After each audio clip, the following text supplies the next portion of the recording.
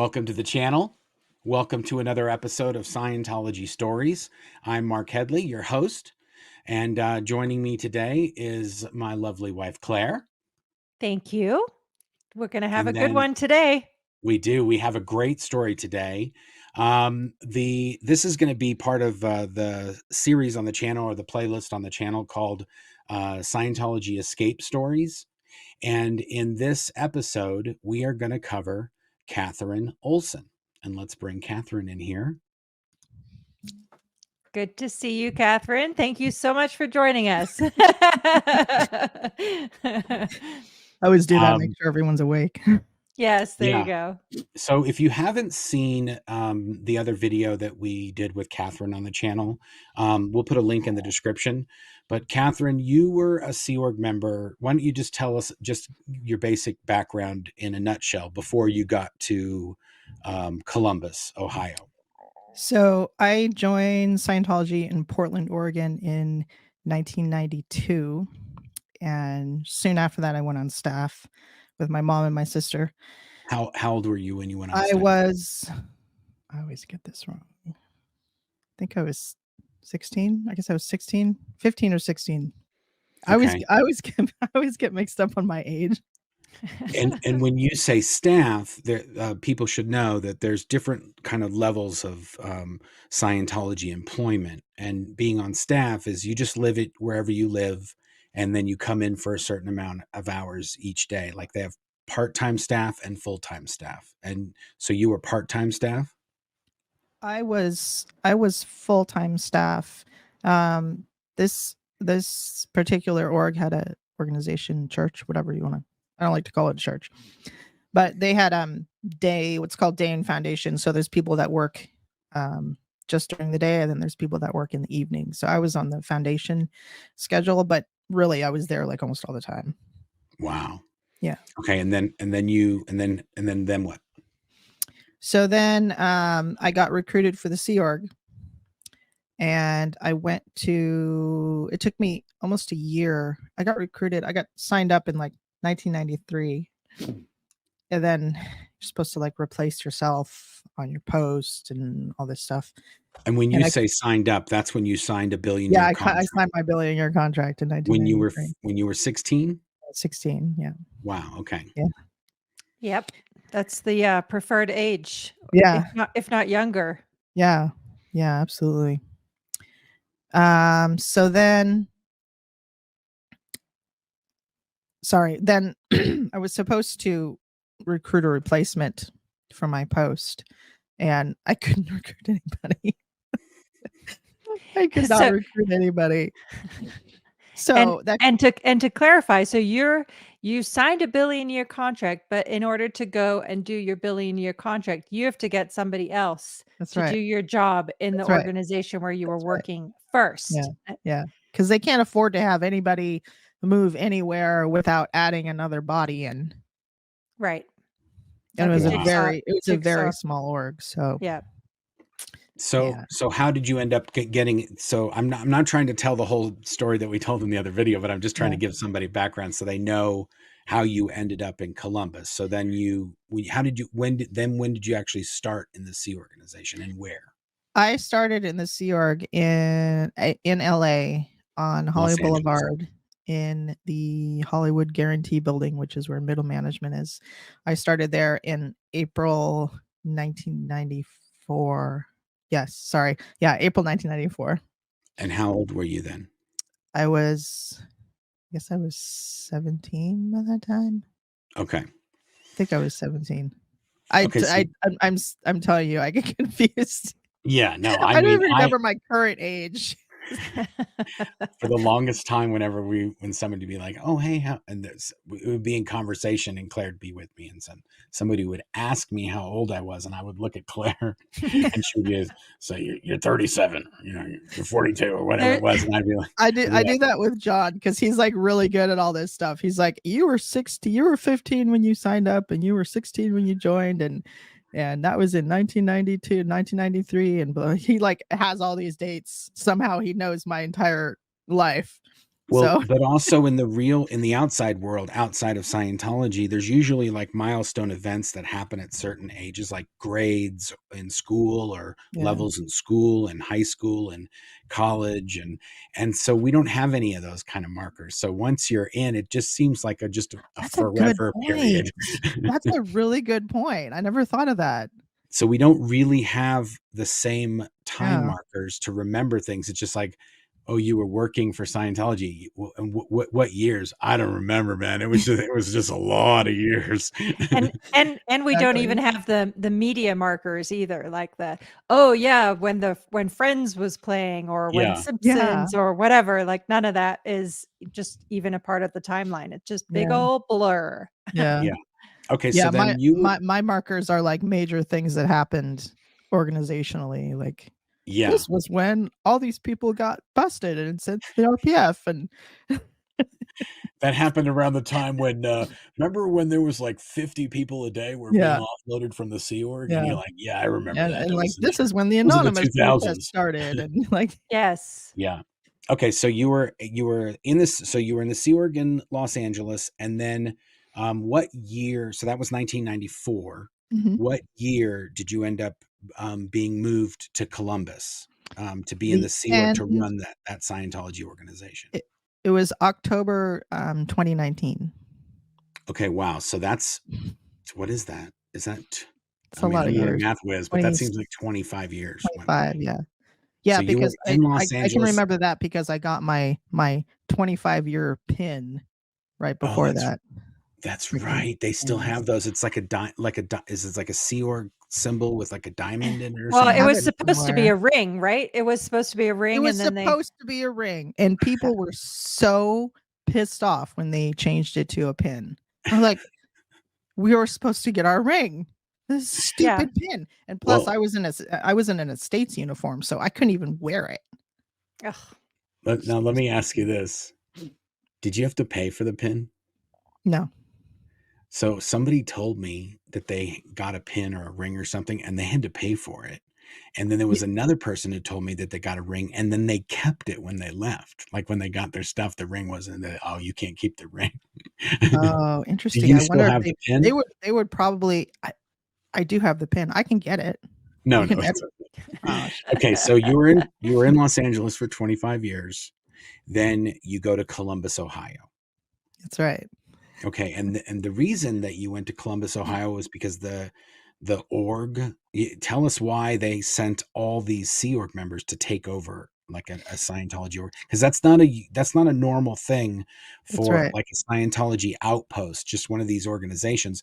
Those are usually run by the staff members, the part-time and the full-time staff members. There's not billion-year contract people at those outlier organizations. So Yeah, you usually just have a few Sea Org members there as like representatives for like the various like the things, like finance and usually other it's the things. Yeah. the director of special affairs or the flag banking officer or Yeah. some of those people, because they're in more sensitive areas like the money and the nonsense department, where basically all organizations have one person.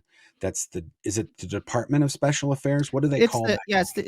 it's the Department of Special Affairs, and actually most of those people out in the city organizations like that, they're Yeah, not they're just staff members. they're just staff, yeah, most of them are, and most of them have been there for, like, forever, and Yeah. so even if somebody wanted to say, "Oh, all these guys should be Sea Org members," it's kind of hard to, like, switch them over because, like, they're, like, Well, they're they the have ones that their are set state up. pointing they did with their, Yeah. police department and various things like that, and everybody knows them publicly, and Yeah.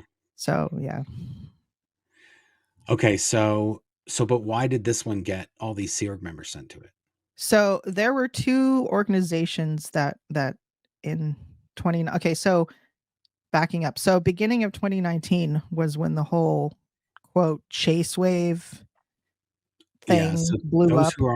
those who aren't familiar, Scientology had a worldwide credit card scam going where they were billing people's credit cards and without authorization and overcharging, and it was millions It and was a millions whole it and was a millions. whole system set up of getting more credit. Like someone in the org would contact the company and get their credit upped, and people would pay off each other's cards, and all this stuff was happening. And it all came from LA org, which is where they started, and they exported it to every single org because they had this training program where the executives would come in and train in LA org, and they'd be like shown how to do this where stuff. they teach them. And it ended up being all over the world. And in the end, the reason it's called the Chase Wave is because Chase, the bank or the credit card company, said, we're not accepting Scientology. You're out. You can't be part of. You can't use Chase anymore because it's all, there's so much widespread fraud going. And Scientology does this with all credit cards. I don't know why Chase is the only one that cut them off. In the 1990s, I remember in 80s and 90s, I remember Amex, blackmail, American Express had balled Scientology and said, you're not allowed to use our cards. Yeah, so that makes me really happy to have a Chase credit card now. Yeah. Oh yeah. I've got one. What's in your wallet? I think that's the one, but either way. Either way.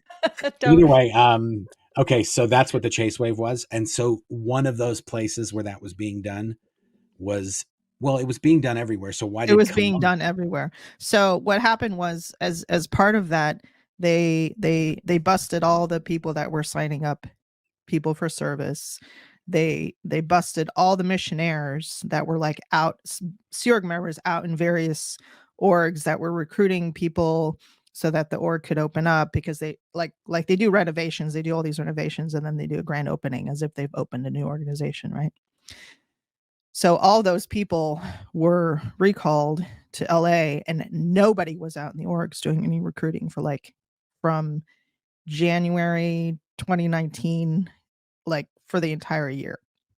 Wow. So what happened was the renovations in Kansas City and Columbus were totally done, and the orgs were ready to open. They were just sitting there, totally ready to open, and they couldn't be open because they didn't have enough staff, because nobody was out there recruiting.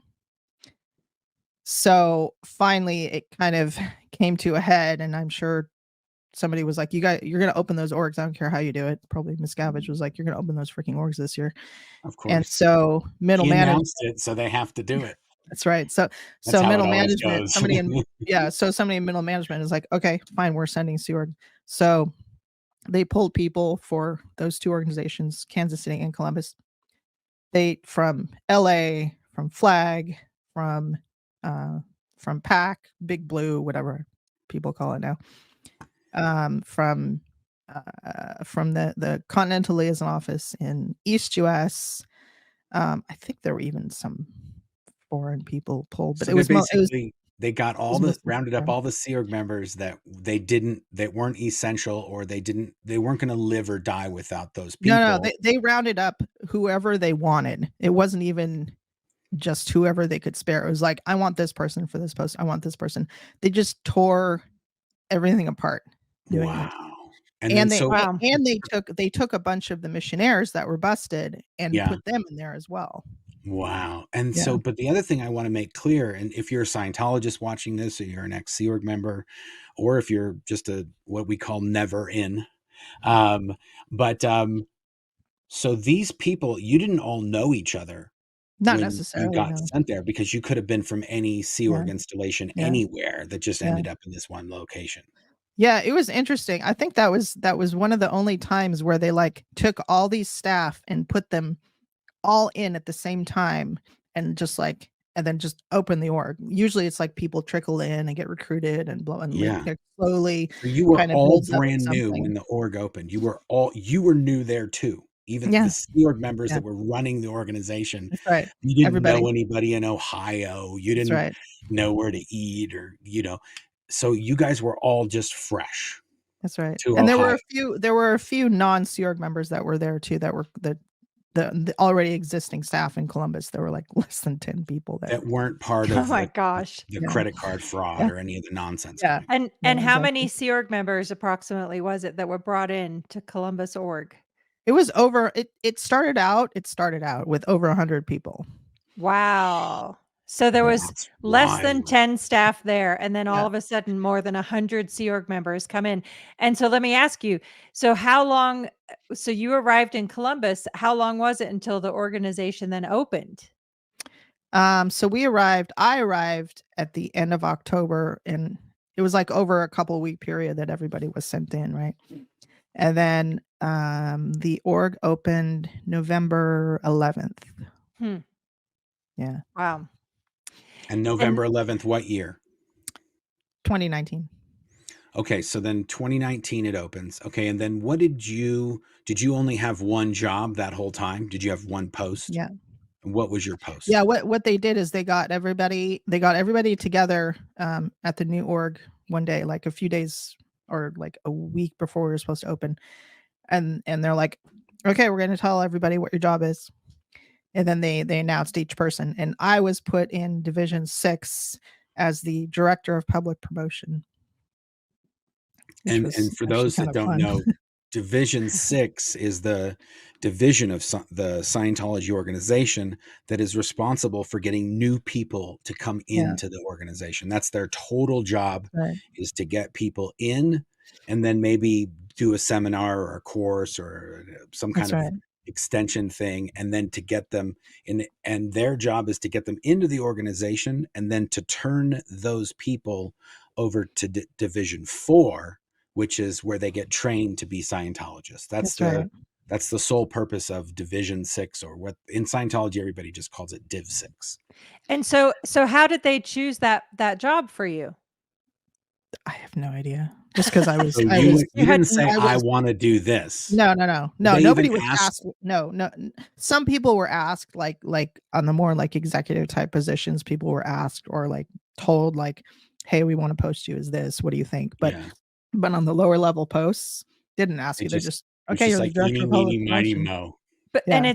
and it's not like you'd ever had experience in that. No, that was the thing. I was put in charge of a major marketing campaign that because we got like how much what was it? I think it was like $200,000 or something for a marketing campaign. As soon For as the the org new opens, they do organization. this whole non-existence campaign for the organization. So I was put in charge of this. No experience in marketing, no training in marketing, Well, no let's just be clear. nothing. For the many years prior to going to Columbus, you were in the food service department in Yeah, the Valley. I was in food service for 12 years, and then before that I was working in the data bureau, which is that's a whole explanation, but Yeah, that's like but when you were doing an office job, statistics and then you and were stuff doing the like that. food Yeah, I was service, doing off yeah, that's right. and then you became, now you're in charge of all of the marketing for a That's Scientology right. organization. That is that whole. It's the only organization in Ohio, right? The one in Columbus. There's not another one. There's one in Cincinnati. There's 2 actually. Oh, that's right. Yeah. It's Okay, one oh, of the it's few Cincinnati. states that has more than one, Okay, aside from but California. your job is to get people into Scientology in That's right. Ohio, That's and right. you never did that That's anywhere right. before, That's except right. for when you were in the org. That's right. I That was wasn't the even one. doing it in the org. When I was in No, the no, org, you were supposed to recruit I was somebody. in You HR. couldn't even recruit somebody when you were at the org. Now you're just, that's your whole job, just bringing Thanks, people Mark. in. Rub it in, why don't you, honey? No, no, Yeah, rub it in. I'm not criticizing I know. Catherine's skills. I'm No, criticizing their no. I job know. placement Yeah. Yes. techniques. Yes. Yeah, I'm sure there it was just like, oh, she's gung ho and high toned, and she gets things done. So okay, put Well, her in there. you also need somebody that can talk to people. Yeah. You can't put a guy, like somebody in treasury who can't even, say hello when you walk by, and they're like down in their Yeah. calculator. You need somebody who can walk around and talk to people and stuff like Yeah. that. So what was your main activity that, like, what's the thing that took up the most amount of your time that you did all the time? Walking around on my own little 2 feet and passing out promo. So passing out flyers to come in Yeah. for a personality Yeah. test, or That was what I spent a majority of my time on. And then did you I'd get other staff or other Div 6 staff to come with me or whatever, or public, but it was mostly just my own little 2 feet By doing the way, promo. what was that like going from being in the Sea organization in the LA area in a more high control environment, right? That's fair to say. Oh yeah. To now being in Columbus, Ohio. I'm guessing this was your first time to Ohio? Oh yeah. I mean, it was my first time out of LA since 1997. What was that like? I actually loved it. I actually loved it. I loved getting out of LA. I hated LA. Ugh, yuck. Anyway, Well, the I other love thing getting is out of you LA. I didn't. love being like Columbus is kind of pretty. You know what I mean? It's nice. It's boring compared to like where I am now or compared to Colorado. It's so boring, but it's so much better than LA. Well, the other thing I was going to Yeah. say is when you're in LA in the Sea Org, you're usually in a dorm or Yeah. there's like a lot of people crammed into small, like, you know, a normal dorm could have 4 guys in one room, like 2 Yeah. sets of bunk beds. So when you went to Columbus, they didn't have Sea Org, they had to have apartments or something, Yeah, right? we were in apartments and it was as per the lease agreement, they could only have 4 people per apartment. And there was 2 rooms, 2 bedrooms in the apartment, and there was a living room and a kitchen. So it was like Wow. it was almost like living in the real world. Yeah, because Just you're with not 3 other people. yeah, you're not Yeah. having to share a shower with 30 Yeah. other gals in the Yeah. morning or at night or, you know, in the complex, they still have communal showers at the complex, right? Oh yeah. Yeah. Yeah, and I bathrooms and lived at everything. the complex at one point and I hated it. Hated it. Okay, so you're in an apartment, you're in Ohio, you're passing out flyers. Should we show the map of where all this kind of stuff was? Because so you Yeah. can Yeah, let's show it. okay, good, let's do this. Okay, so let's make sure we've, let me see if I've got this right, folks. You know, I'm not, there it is. Okay, good. Okay, so, United States is where all this took place. For any of those, folks out there that don't know what we're talking about, that's the United States. And this is where Columbus, Ohio is. Shagoosh right there. And then I just highlighted, so this is where the org was, right? Let's see. Oh, and by the way, when we flew to Columbus, in order to save money, they flew us into Pittsburgh.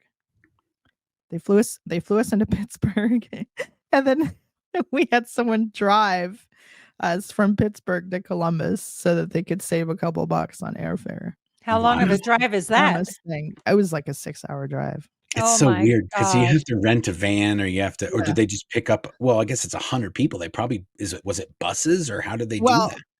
it was like in waves. They didn't send Okay. everybody at the exact same time. It It was over wasn't a just like couple weeks. Tuesday, 100 Yeah. people showed up. It kind Yeah, of they trickled in over a week or two. I was with like 10 other people and they had to do 2 trips because of our luggage. So they did the first trip all the way there, and then we waited in the airport and then they did the second. I was on the second trip.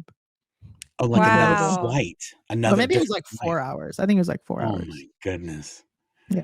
It's But ridiculous. you had to Okay. wait for them to drop the first round off, and then come And then back. come back. Yeah. Wow. And they could have just flown us into Columbus. Right. It was so dumb. So dumb. Okay, so Yep. here's the org.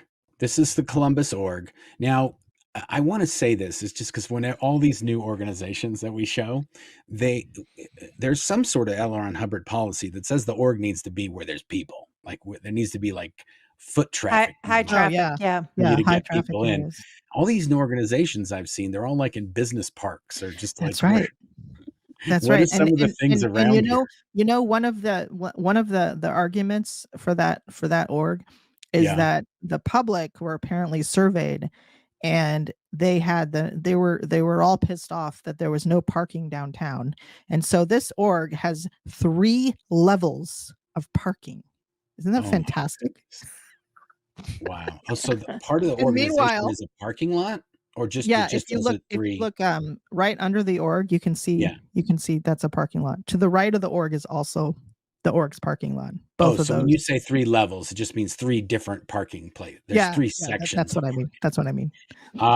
Okay, so then so when you say you passed out flyers, so you told me a few different places. Well, first of all, here let's just see where you're. Oh, let me just say one other thing about the org Yeah. because we were talking about this. So around this org is okay. So across the street is a TV station.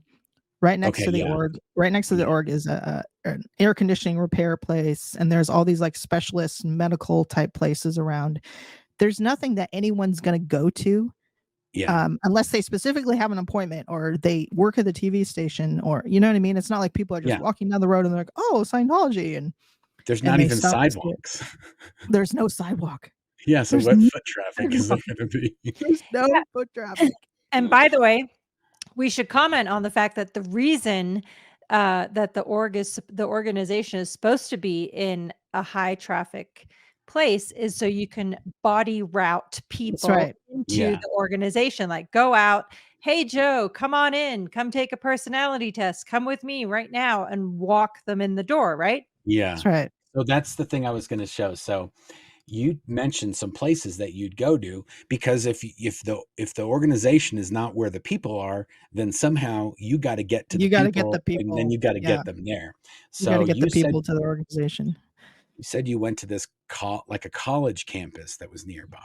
Yeah. Oh, that's OSU Ohio sorry, State Oregon. Ohio University. State University. Yeah.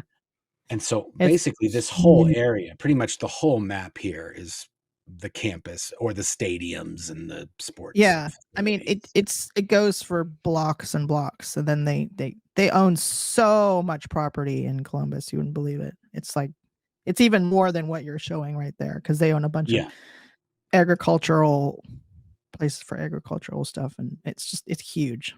Wow. Wow. Okay, so It's you like just walked OSU. around that place and It's like passed out flyers? yeah, it's like OSU owns half of Columbus, and I think Nationwide Insurance owns the other half. Wow. That's what it seems like. So you just pass out flyers. Like, would you oh, Oh, where'd I go? lost you. I think Uh-oh. you killed your camera. We hear you, we just can't see No. you. There There you you go. are. Sorry. So you just what kind of flyers did you pass out? Okay, so there were special flyers made specifically for Columbus that were apparently surveyed, but it doesn't seem like they were surveyed because people were almost never interested in them. Yeah. When you say So- surveyed, Scientology has this thing. It's called the Survey Network. Do they still have the Survey Network? They do, but it's kind of non-existent. Scientology believes if you put out a promotional material, it needs to be based on what the people are want or need in that area. And so they have people do surveys to find out what they need and what they want. And then Scientology has to kind of mold their messaging and their promotion to match that. So you'd pass out personality tests or free film tickets or what? Yeah, film tickets, and then like these handouts that would tell somebody to come in and like check out Scientology or whatever. And then we had promotion for Dianetics, come and see a Dianetics film, or get the book, or come in to take a personality test. Like we had these posters that had little tear off sheets on them where you could call in and then come in and take a personality test. Wow. All that type of stuff. Yeah. And what was, I mean, I know what the answer is going to be, but what was the main reaction that you get to handing these people these small pieces of paper? It was everything up and down the twin scale. Yeah, but I mean, like, what are they doing? It was everything from okay, like okay, to like, nope, that's a cult. To all right, like a lot of people would just take it, but then you watch them and they like throw it away. Like you like turn your head and watch them and they like put it in the trash or just don't pass put out it in their flyers pocket in your and they garbage never hear bins. and you never hear from them again. Or we would go out sometimes and go and try to get appointments for people to come in for testing, for personality testing. Yeah. And people just would bullshit you. They'd be like, oh yeah, this is cool. This sounds cool. Okay, I'll come in. Okay. Never hear from them again. Yeah. So they basically Never just blow call, you. never They say they're answer gonna their do it. phone. Yeah. Yeah. And I got so many of those and I was all excited at first. I'm like, oh, these people are so nice and they're going to come in and nobody would come in. And the staff over testing were like in trouble all the time because people weren't coming in. Oh my goodness. Okay. Yeah. So then Really bad. you do it at the campus. One of the other places that you said you did it at was And is this something, by the way, that you would do every day? Like every day Oh, yeah. you'd go? Wow. Yeah, every day I would except on Thursday. Every day I would either be doing promo, I would be around doing promo, and then a couple days out of the week, usually on the weekend, I would be around with another person selling books. So I was out either around Columbus or around we went to all these other little towns all over Ohio selling books. So you had a lot more freedom all of a sudden. You were out in the world. Yeah, I was going to say. I got to talk to real people. Yeah, you kind of were getting acclimated to the real world by this assignment sort of introduced the whole world to you, essentially, because you never went out. I mean, in Hollywood and LA, you walking down the streets and stuff like that, but you're not just by yourself all the time. For like hours on musters end. And report in, and you're in trouble, and people yelling at you, and why haven't you done this? I was out so much. Yeah, I was out so much, and usually I was with at least one other person, but I was actually a pretty trusted person, and after a while, especially after the whole COVID thing, I was out by myself more and more and more, and nobody really cared. And HCO kind of just looked the other way, and nobody cared that I was out by myself. So that facilitated things quite a bit. Nice. Yeah. Now tell me about this Nationwide Arena place. What was going on? So Nationwide. Okay, so they do hockey games there all the time. And so we would go, I would round up like 10 staff or as many people as I could get to be out for like an hour or two. And we would go and hand out flyers and personality tests and all sorts of stuff before the games. And sometimes we go after the game. So we'd hit people twice. So you'd have all these tons of people coming in, and you just hand out flyers. And then it got to be really demoralizing for me personally, because I was out so much, and when you have people just like, some people would get super antagonistic, be like, no, I don't want that. Get away from me. And you'd be like, okay. Because you don't know. Because you don't know, right? You don't know anything bad about Scientology. You only know we're trying to save the world here, guys. Yeah, exactly. And anybody who thinks otherwise is either a suppressive person, or they're a potential trouble source who's connected to a suppressive person, or they just don't know how great Scientology is, or they've been given false information. Right. Yeah. Exactly. But what were you going to say? You were going to say I was going to say one time after we handed out a whole bunch of handouts before the game, and like everybody was in the game, so it was like all empty in the streets, and I happened to walk over and see the trash can that was right next to the door, and there were so many flyers in there. So that you had given people, they were in the garbage. And it was just like, great. So that, but it still counted on my stat. You know what I mean? Well, I put it into someone's hand, so they at least saw it for a second. But I was just like, God, there's so many. What was your stat? When we say stat, that means statistic. What was your stat? It was number of it was Division 6 promo, which basically means how many individual pieces were gotten out, mailed out, or handed out. Handed out or posted, like as in posters, and then I had something separate for ads that I ran in the newspaper and things like that. Wow. Yeah. So really, you just had to hand out more and more pieces each week to get your statistics up. Yeah, there you go. Yeah. So that's right. So how many would you hand out in a week? In a week, it was up to like. When we did a game, it was up to like 10,000, 10 or 15,000. Wow. A week. Yeah, if we had a game that week. Yeah.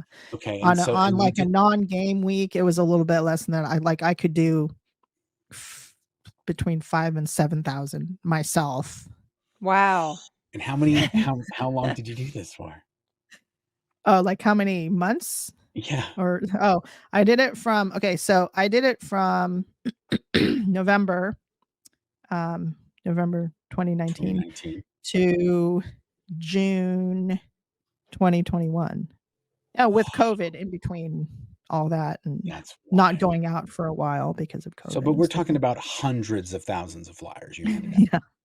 Yeah. Wow. Okay, do you know that anybody came in? There were a few people that came in, but it was a very few. But Scientology also has this thing. 4? 10? From the flyers directly? I actually don't know. Well, you said one janitor came in from the college. There was one. Okay, from the stuff that we did at the university, there was one guy that came in, one janitor guy that came in. But Scientology does this thing where they're like, outflow equals inflow, and so if I was out all day doing promo and they randomly had 4 people walk into the org, they would that cosmically was because of you. Yeah, they correlate that with me being out. True. So I'm like, okay, let me keep going out more then. Keep going. It doesn't matter that they're ending up in the trash. Just keep going. Yeah. Outflow equals inflow. That's right. That's a huge thing. The number of letters out, and what is it? The number of the size of a mailing list and the number of particles sent to it. Number of mailings sent to it, and the amount of new people coming into the org. That's right. Holy moly! Why do we remember that? Okay, and outflow is holier, more remunerative, more. Yeah, something. There's a lot. These are all L. Ron Hubbard policy quotations that we're doing about why Scientology needs to cut down all of the forests in the universe in order to send out. That's the other thing. This is all printed matter. So they're mailing things and they're passing things out. No, before we talk about how you ended up GTFO and eventually, there was this one thing that you told me that you would go to this street, and I just want to show this because this is the most crazy thing. You said you would go to this place called the Happy. Is that the one? Happy Greek. Yes, Happy Greek. It was the beginning of High Street. So High Street is kind of like, it's got all these like hip shops and places and restaurants, and like it's kind of like the cool place in town. Yeah. So there tended to be a lot of people there before COVID and before the riots. After the riots, it was really messed up. Yeah. But before that, it was really nice. So there's a lot more people there than downtown or other areas or whatever. So I would start where that little tag is. I would start a few blocks south of that, and then I would walk. The highway is there. Yeah, I would walk all the way down that street. That's High Street, all the way to the university, handing out promo. Wow! So just literally that whole way. How long does that take? I got so much walking in. It was awesome. But how long is that? That's like hours, right? It took like a good hour or so to walk. Wow! Maybe a little. Just passing out flyers and walking. I loved it. I loved walking all over the place. It was great. Wow. Okay, so now in relation to where the org was, so that's kind of where everything lays out there. Yeah. Trying to think here. Okay, so and how would you get to the campus? I would well, my senior actually had her own car.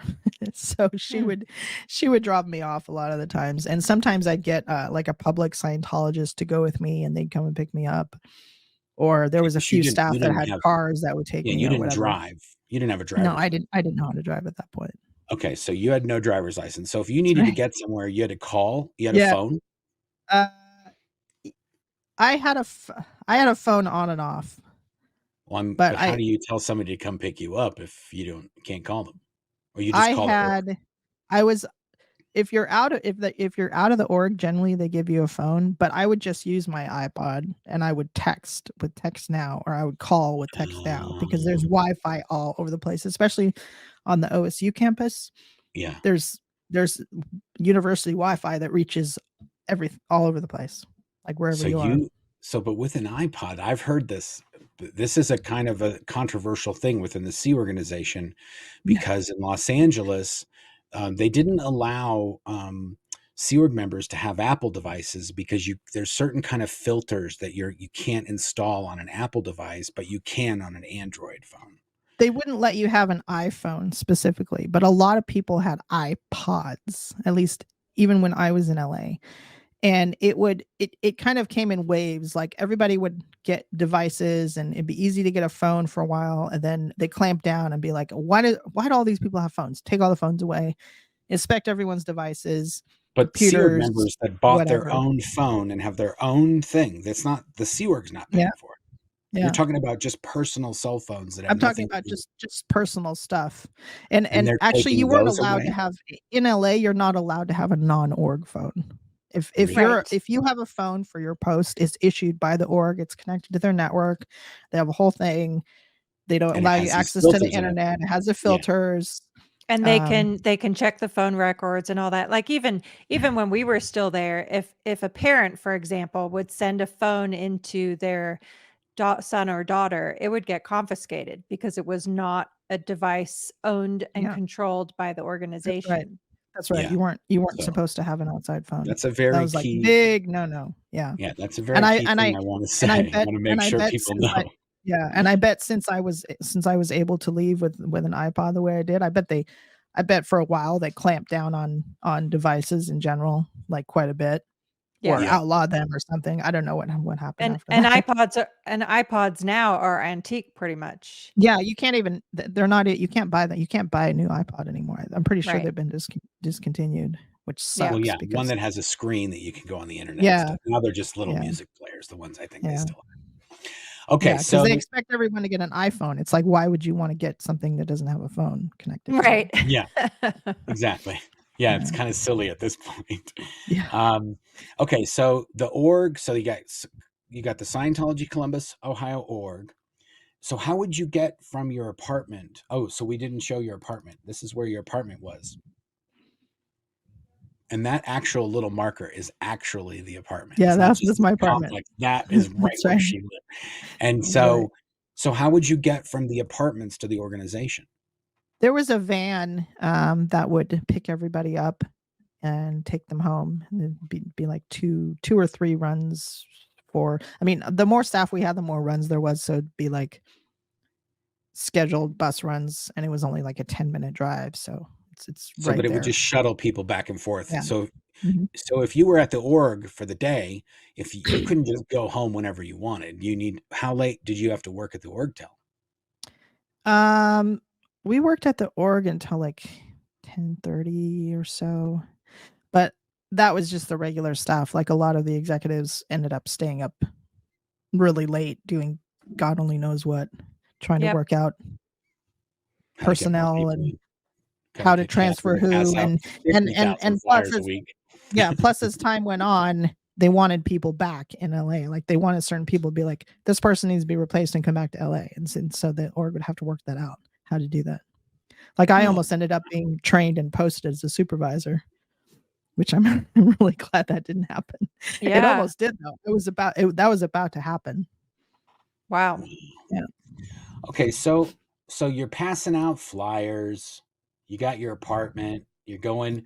What time did you go in the morning? 8:30. Okay, so 8:30 a.m. to 10:30 p.m. and then 7 days a week, or do you guys have like clean? Where they have a thing in the Sea Org called CSP, Clean Ship Program. That's when you're supposed to wipe down your dresser and make your bed, do your laundry, laundry, and we had that Sunday night. You had it Sunday. So what time did you go home on Sunday? Supposed to go home at like right at dinner time, which is 6:00. And then you get the rest of the night off to do your. Did people get liberties and stuff? I think people started to get liberties like around the time before I left. There was a few of things like that going on, because at first it started off with. Excuse me, 1 second. Give me one. I'll explain what liberties is. So in the Sea Organization, when you join the Sea Organization, there's a policy called Liberties, a Sea Org flag order written by L. Ron Hubbard, that says every other week you're allowed to get a day off if your statistics are up and you do what's called a completed staff work to your senior, and depending on what organization you're in, it has to go all the way up to the commanding officer. And then that person would approve the people that it would be allowed to take a Sunday off or a Saturday off or whatever. It depends on what the organization is. They changed that at some point. Sorry. They changed it at some point too. The org stats also had to be up. Oh, what? What? That's hardcore. Right. Okay, so it used to be if your personal statistic was up, then you were good to go. So what Katherine is saying is that if you were, you did more this week than last week, but the organization did less overall, then you couldn't get a liberty. That's hard. Yeah, because it's and like why do you get to get off when the org stats are down? Like we're not doing liberties this week. Wow. So like if you're the janitor and you cleaned everything and it's all sparkly and beautiful, but the income is down, you would no longer get a day off. That's right. That's wow. right. And so Katherine, did you ever have a day off during the time you were in Columbus? In Columbus? No, actually, I was just remembering how they did this, because what they did instead of letting people have a day off, a few people took a day off, but they would do org awards, which means they would have they'd have a movie and ice cream and blah blah blah during like the last couple hours of the night on Saturday night. The way to a Sea Org member's heart is through donuts and pizza. Yeah, pizza party, yay. I tell you, I've been to so many Sea Org installations around the world, and you can get pretty much anybody to do anything if you give them enough donuts and pizza. Yeah. I think we'll have to do another episode, Katherine, with you just talking about COVID. But for now, I think we have to get to the details of your actual say that on escape. YouTube anyway. I'm pretty sure I'm going to have to delete that. Yeah. Oh, okay. I didn't know that. Yeah, that's a bad word. Delete what? COVID. The C word. Oh my gosh. Really? Just cut it all out. Anyway, okay, so you're working there every day. You're not getting any days off. So what happened? So something happened where you were like, I'm done. I don't want to do this anymore. What was that? Okay, so it was pretty much, well, first there's a lockdown because of the C thing. C word, yeah. Yeah. So there's a lockdown. So that meant that everybody stayed at the apartments except for a few staff who lived in the org for many months. Sorry. You would say, whoa. I just said, staff lived in the org, like they slept there? Yep. The executive director, the DSA, the flag rep, and the FBO lived in the org. Officer and the flag representative, the executive director, and the director of special affairs, the OSA dirty tricks guy, they had to stay at the org. In the org to keep the org secure. Wow. And what does that mean? Where did they sleep? Is it an office? They brought in mattresses from the apartments. They set up the whatever office they set up for sleeping. They took showers in the Purif. They lived there. That is the most crazy thing I've heard from an org story. They did that in every single org. Every single org had to do that. They had to have staff stay in the org. Oh, so that somebody doesn't break in during the middle of the night? Yeah. So it's like so that the org is being kept secure. Oh my gosh. So you're not saying they were there because they needed to be there more. They were living there because they're afraid someone's going to break in the middle of the night and steal stuff. That's right. Or break in during the day. Like no one was there for months. The building was closed. And it was closed to it was totally closed. Like nobody was allowed to come in. So, I see. So they just lived there. But when COVID stopped, they moved back. Yeah.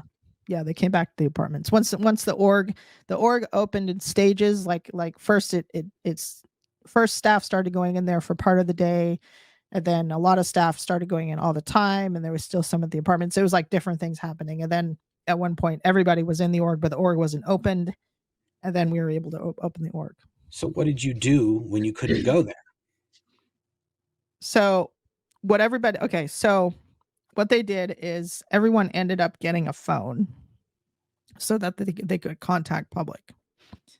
Wow, Colin. Yeah, most people just bought their own or whatever. Like I bought my own phone because I needed access to the internet and I needed to do ads. Yeah. I was doing book ads and doing different things with promo. And so you had a good excuse to have a phone. I did. Well, I thought I did until I thought I had a good excuse. So everybody was doing call-in. They were regging for the IAS, International Association of Scientologists, where you just donate money to become a new level of member. Regging in Scientology is when you get money from people. Yeah. And they call that the registrar is the person responsible. Yeah. They call it regging. So they were doing that, and they were signing people up for courses. They had this whole thing going on, extension courses, which is just a course somebody takes at home. Like they read a book and they do lessons from the book. So they were doing a lot of that. And they were doing it all by phone. So almost everybody had a phone. But like you're talking about 100 people calling just anybody and everybody. Did they have to live in Columbus, or just that their name was on the list? Oh, they started regging people outside of Columbus, because you're talking about Sea Org members who knew people all over the world. Like these people were like on missions, and they've been around in different orgs, and they've been to Flag, and they've been like all over the place. So this was a very unusual org where you had like people who knew public all over the place. So they ended up regging people from all over the world. Oh my goodness! So which basically, wasn't really fair. It wasn't really fair to the local orgs. It's just like, why is Columbus regging my guy? Right. Yeah, just because they knew. It's because it was somebody who knew somebody. Yeah. Okay. Exactly. So that's all going on. And then, so what was the thing? What happened? There must have been some kind of singular event, which was like, oh, it's time to GTFO. So, okay. Well, there was a few things. So one thing is that I ended up in the ER with gallstones. Oh, wow. In the middle of COVID. Oh, yikes. But before that, hospital. Yeah, before that, I set up an illegal Facebook account, and I actually set it up for a good reason at the time. I set it up. I love how she was in a cult that wouldn't let her leave, and she's justifying how she did something on the internet. I'm being kind of what's the word? Tongue in cheek. Yeah, there you go. So okay, you don't have to. It's totally okay that you set up a Facebook account. I know. I like to joke about it. Yeah. So I set this up because I wanted to see other orgs' Facebook accounts and see what they did on their promotion. I'm like, I'm going to make our Facebook account really cool, and I'm going to come up with all these ideas. So I set this up, and then a few days after I set up, I was like, hey, I can find some old friends of mine. This is cool. Nice. I'm going to see if I can find anybody. The internet strikes again. Yes. Right? Exactly. And so I found somebody who's now in the room right there. Well, don't spoil the surprise. So you connected with a childhood friend from Oregon. Yeah. I found somebody who I originally had met in high school when I was in Oregon going to school before I joined staff in Portland. Okay. So when you were like 13, 14 years old. I was 15. So you hadn't had any contact with this person in 27 years. That's right. Wow. That's mind-blowing. I know. Yeah. Okay, so you start chatting with this person. Yeah, so we start chatting, and we start talking like pretty much every day, because we used to be good friends, and we just started talking just all the time. And then I had my ER experience. It took them 5 days to bring me to the hospital after my first gallbladder attack. It took them 5 days. I had to have like 3 more before they would take me, before they actually were like, okay, I guess we should see what's going on, because they were petrified about somebody being sick during COVID and they're going to get in trouble and all this stuff. They're like, no, we don't want to do that. Well, just tiny backstory. In Scientology, if you get sick, that means that you're either a potential trouble source, or you've done something that's out ethics, period. There's no way around it. So if you get sick, you're a potential trouble source. That means there is a suppressive person in our midst. Right. So it's a big deal if you get sick in Scientology, and especially in the Sea Org. And that's a whole nother level of scrutiny if you just get ill, even if you just get a cold. It doesn't matter. If even gallstones, anything, you did something. We didn't know what it was until I went to the ER and got an actual diagnosis from a doctor. Anyway. And at first the doctor missed it too. And then they decided to do some other tests, and then they found it. Wow. Okay, so you're in the hospital, and then what happens? Yeah, I'm okay. So I'm in the hospital. I get surgery. I get my whole gallbladder taken out after never having surgery in my life, never being under any anesthetic, never anything. This whole dramatic thing happens within a few days. And then I go back. I get a week to kind of rest up, and then people started, this is around the time when people started going back into the org. And so we started going back into the org. And meanwhile, I couldn't sleep. I would go to sleep. I would wake up at like 1 a.m. and I would be up until like 6 or 7 and I just couldn't sleep. And then I tried to go back to sleep. And then it became a thing of, oh, you can't sleep in, you have to get up. And I was like, I can't sleep. I need to sleep. And this went on for actually a couple months, and it went on after I was in the org and everything. And I couldn't sleep properly for a long time. And they wouldn't let me sleep in, which was just so stupid. It was so stupid because at first nobody was even in the org. We were at the apartments. So why not let me sleep? Right. I was like, but you're basically, your body is in some kind of shock or trauma from the whole surgery thing. Cause you've never, ever been to the hospital before, right? I mean, you didn't have a surgery. I'd never had surgery before. I'd seen doctors and stuff. I never had any major surgery, never broken a bone, never been under any sort of anesthetic, never anything. So I was just like electrified about the whole thing. Yeah. And I also think that the anesthesia affected like my short-term memory a little bit at one point, because I got in trouble for having these book ads running with some money from the NANI campaign, and the ED was all like pissed off, and she was screaming at me, and she was asking me about some emails that I sent. Let me just I'm just I know, but you slipped into crazy talk abbreviation. I'm sorry. You have to explain. I'm sorry. The executive director didn't want you to spend money that was from the non-existence campaign. Yeah. And so you basically were spending promotional money that was just on promotion significant for something else just another promotion. While the org was closed, I was promoting, and that was a problem. Why was that a problem? It was a financial irregularity. Oh, so my goodness. Wow. They love that one. That's how they got me. That's their favorite. Okay. Favorite. So there was a little bit of nonsense happening. Yeah. Anyway, the point is that I think I had a problem with my short-term memory from the anesthetic, because I was like, I can't remember what I said in these emails. And I was trying to explain this to her. Right. And she was just saying, oh, don't blame your body problems on me. And I get it. So she's basically saying you're using your body problems as an excuse. Yeah, you're using this as an excuse to just lie, and I was like, no, I'm not. I really actually can't remember. And that was one of the things that really kind of started to tip me over a little bit, because I was like, are you kidding me? I'm like, I just had major surgery. Right. Like, give me a break. Completely. Anyway. That's so crazy. So then it's something, wasn't there something with the phone? You had a phone and then they didn't. Yeah. Okay. So what happened was, let me see if I can tell a short version of this. What happened was my roommate was talking to a public Scientologist who's actually in Colorado, by the way. Kind of funny. She was talking to a public Scientologist who was like, this guy was a little bit unstable, and he was like completely in love with her. And she kept trying to say, no, don't send me stuff. Oh, I want to send you a birthday present. No, don't send me anything.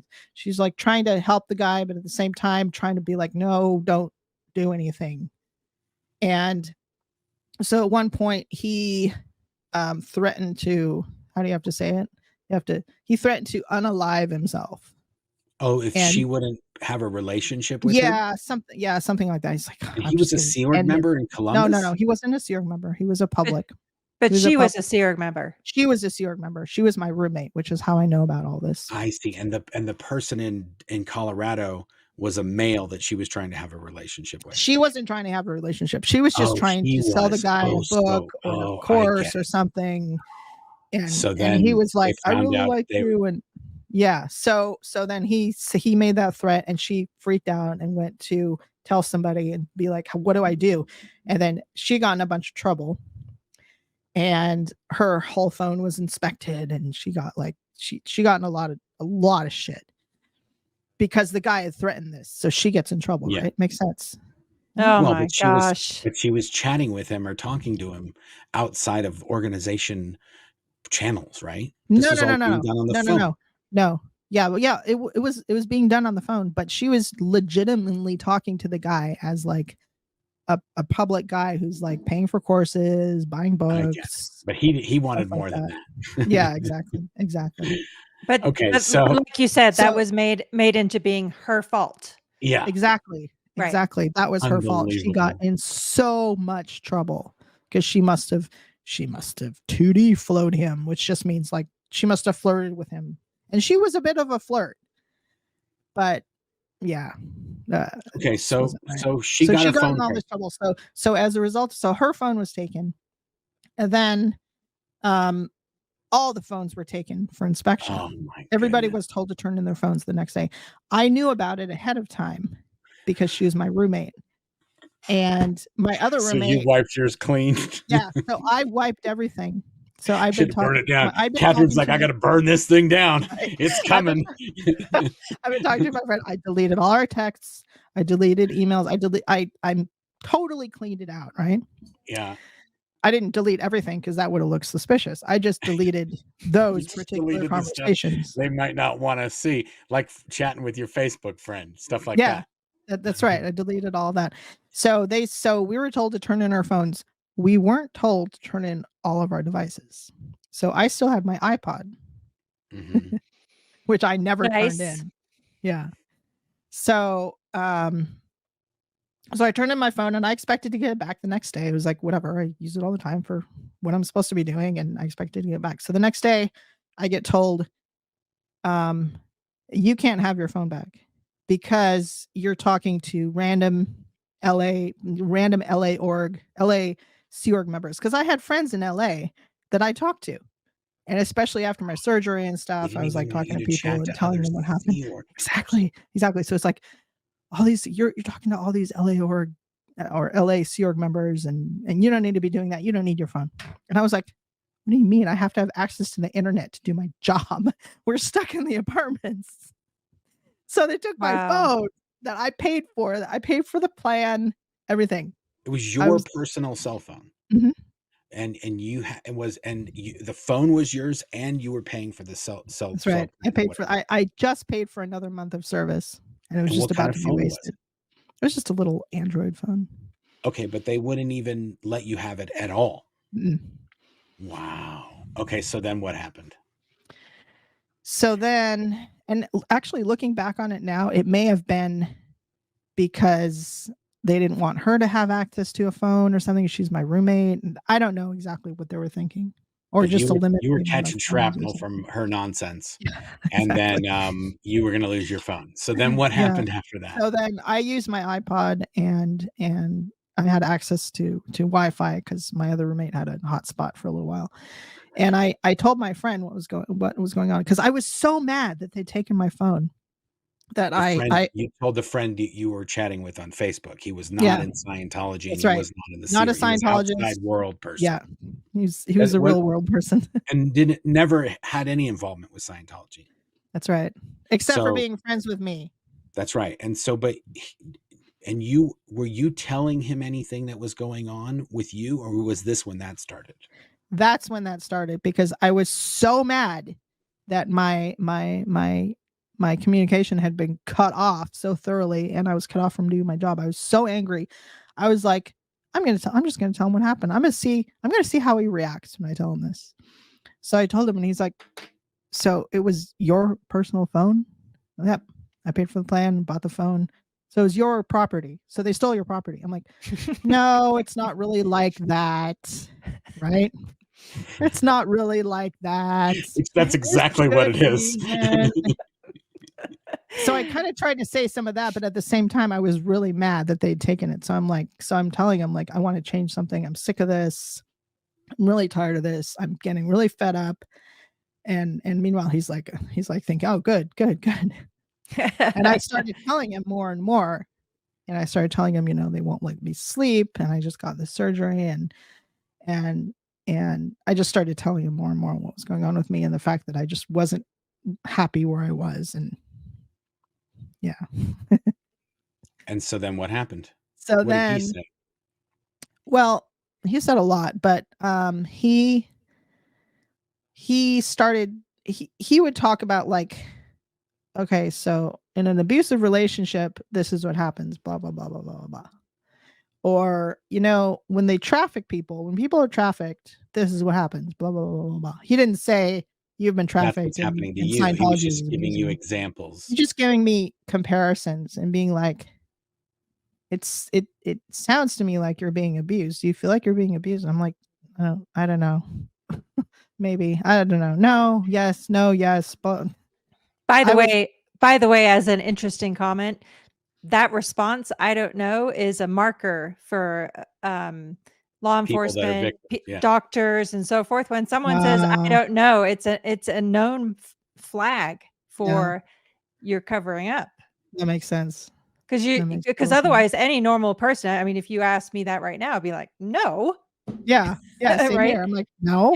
Yeah. Not at all. I have a But if you don't know, I have a cat then they go, this person is wondering if they're being abused, or they're wondering if they're or they're covering up for the abuser by just saying, I don't know. Exactly. Yeah. Exactly. Anyway, because you don't want to say no because you feel like shit. You don't want to say yes because then it's like, okay, now I have to explain what's going on.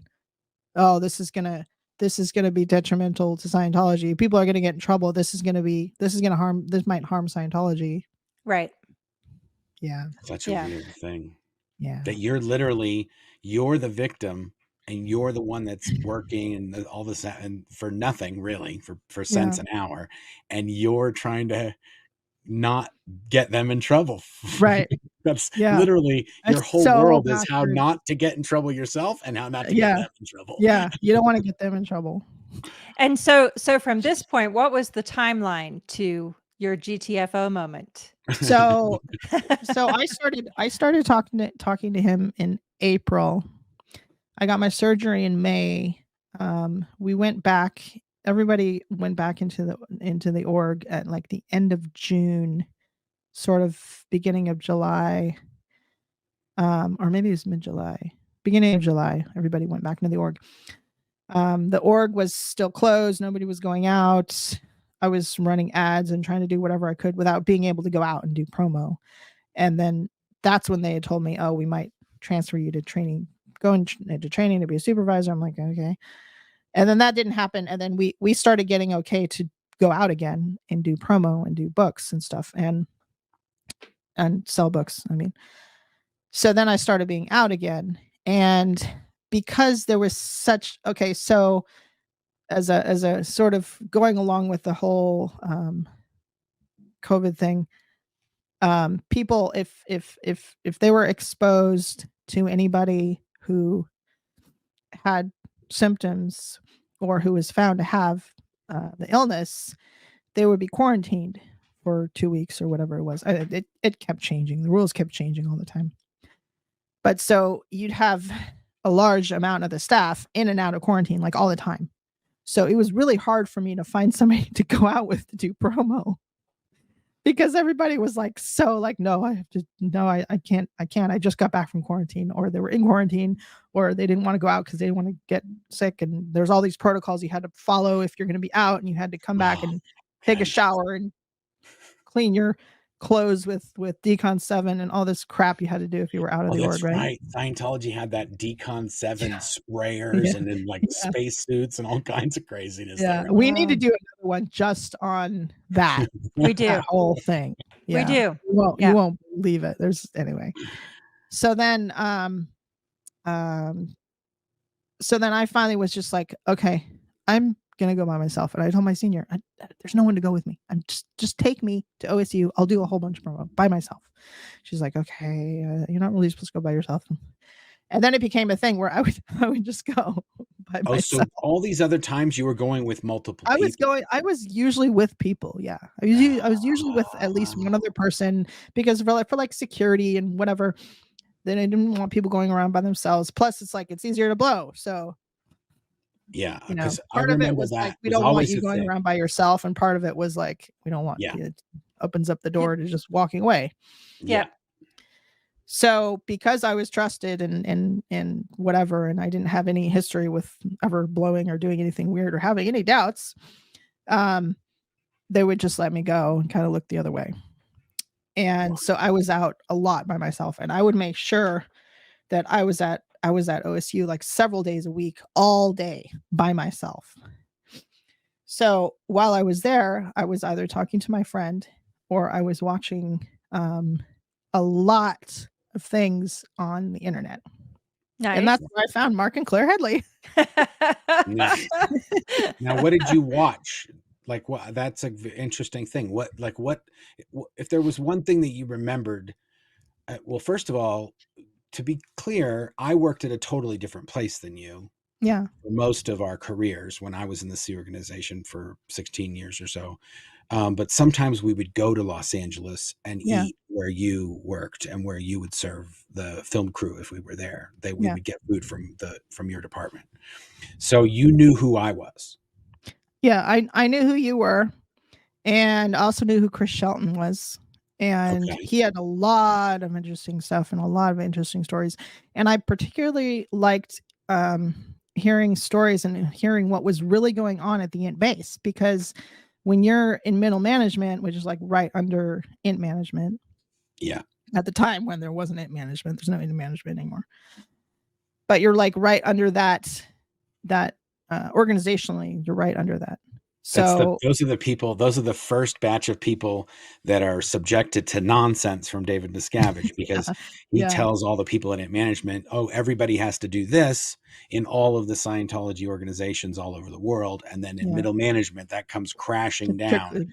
And you're just like, why did this happen? And so a lot of the times we're telling stories about what was happening at the base. The people in all the other organizations are going, oh, that's why that happened. That's right. That's why this and there's happened. and there's so there was so much mystery for me connected with certain things that happened over the years, where I'm like, what happened with this? So I just started looking things up, specific things that I wanted to know about. And then I just started listening to more and more and more stories, more like escape type stories, or like just horror stories from various people that, Chris did a ton of interviews, and I listened to a lot of those.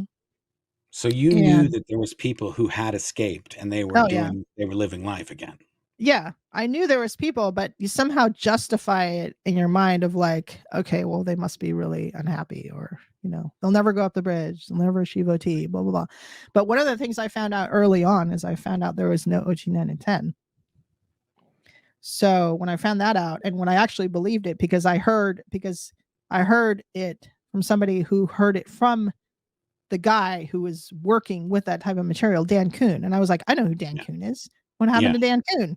And I knew that Dan Kuhn had blown, because the one of the films that he was in had to be redone. Mm-hmm. And I knew why, because I happened to hear it through the grapevine or whatever that he was gone. And I was like, what happened to Dan? Okay, if Dan Kuhn says there's no OT 9 and 10, I believe it. So, okay, cool.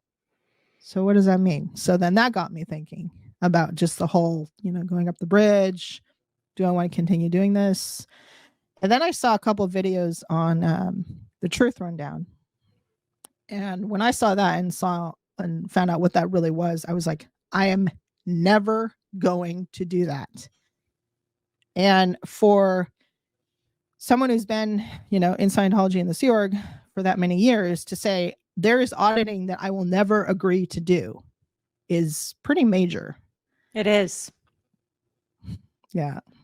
Yeah. So, and there's no OT 9 and 10. I'm never going to do the Truth Rundown, because I'll never have anyone tell me that what I saw is not what I saw. Right. Yeah. Mm-mm. And so, because all these things that you're hearing about in the Sea Org, you hear about them, or somebody who knew somebody, or somebody that used to be in international management just shows up and they're the canteen IC or the dishwasher in Los Angeles. So you see all kinds of things happen, but no one's allowed to talk about it inside the Sea organization. If you gossip, you're not allowed to ask any int staff why they're like, in charge of the canteen now or something. Right. It's basically like, if you do that, you're just inviting trouble. So nobody talks about that stuff. You hear little things, or maybe somebody says something and then somebody tells them, hey, shut up. Don't say, you can't talk about that. Or it's very hush hush. So you were finding out things that you kind of maybe suspected or knew, and now it's or new little pieces of, or you just know that somebody disappeared and you're like, where did that person go? You look them up and you see their whole story. You're like, oh my God, okay, where did this person go? What happened to this person? Why is Chris Shelton such an SP? You know what I mean? Like stuff like that. Wow. So I just started doing more and more of that, and actually, I watched the 2-hour Jason Begay interview, which was great. That was oh my God! You know who shot that? So good. Didn't Mark Bunker do that? Mark Bunker. Yeah. Mark Bunker shot that video. That video got thousands of Scientologists. It's fantastic. It's just his whole story and the way he tells it and everything. It's just fantastic. It like if that doesn't get somebody to start asking questions or to leave, like I don't know there's 2 videos that Jason did that I think were really amazing. He did the video with Mark Bunker, and then when we went to Germany, he did a speech. He basically told a lot of other stuff in a different way. And I'll put links to those 2 videos below. I need to see that one too. Yeah, they're both really good. I mean, he needs to come on one of these channels. I know. I talked to him. I talked to him like a week or 2 ago, and we were chatting about something else. And I asked him, "Hey, when are you coming on?" And he never answered. I was like, "Oh, come on!" No, I'm pretty sure NBC does not. He doesn't. Oh, he's got a good thing going. He doesn't need Scientology trying to jack it up again. Yeah, that makes sense. Okay, so you were watching stuff. Why didn't you leave? What you were still there? What was the thing that was I was trying to resolve in my own mind what I wanted to do, because first it was like, okay, I'm gonna leave the Sea Org. Okay, how am I gonna leave the Sea Org? But I still want to be a Scientologist. That's what I started with. I'm gonna leave because I'm not happy. I want to do something that makes me happy. So then I went from that to like, I don't know if I want to do Scientology anymore. This, especially with the Truth Rundown thing and the no OT 9 and 10. And I'm okay, maybe I don't want to do it anymore. Okay, but if I go, where am I going to go? I have a couple $1,000s in the bank. Not a lot. I have family up in Minnesota that I haven't really talked to, except my 91-year-old grandmother, who I didn't want to, burden with like, oh, can I come up and stay with you? And I hadn't reconnected to my mom and my sister yet, and that was a whole other we'll put a link to thing. We'll put a link to the other video that Claire did with you, and you guys can hear that whole story. But essentially, just in a nutshell, your mom and your sister, who had also been in Scientology, left, and when they left, they tried to get you out, and you didn't want to leave. It didn't work. And it caused you a lot of internal problems if you have somebody outside of Scientology showing up to your building and protesting and going to the media and doing stuff like that. If you're a Sea Org member and that's happening, it could be very traumatic, because you're going to get interrogated and you're going to get possibly beat up and you're going to be abused because you're connected to these people that are suppressives. And it could really, you could lose status, you could lose your job. There's all sorts of nonsense that could happen. And so that happened to you. And so you hadn't talked to them. That's why I was never allowed to go to go to INT or do anything like that. Because you were connected to people that were hostile towards Scientology. Which was a good thing in the end, but it probably it didn't feel good in the moment, I'm sure. Yeah. Okay, exactly. So then I didn't know what to do or where to go. You had nowhere to go. Yeah, and my friend. Yeah, and my friend wanted to help me, but he wasn't really in the position to be like, okay, I don't, I'm not sure how to help you. I'm going to see if I can work something out or something. Maybe you can stay with my sister. Or we were tossing around different ideas, and I was just like, I don't know how I'm going to do this. I don't even know how I'm going to just leave. Like, I don't want to just leave without any of my belongings, really. I have things I want to keep. I don't know how to do this type thing. So then he found the Aftermath Foundation online. And actually I'd seen the website before, and I was just kind of like, no. And then he found it separately and was like, I really think you should ask them if maybe they can help you. I'm like, no, that's a bunch of disaffected, suppressive people. I don't want to talk to them. They're scary. No.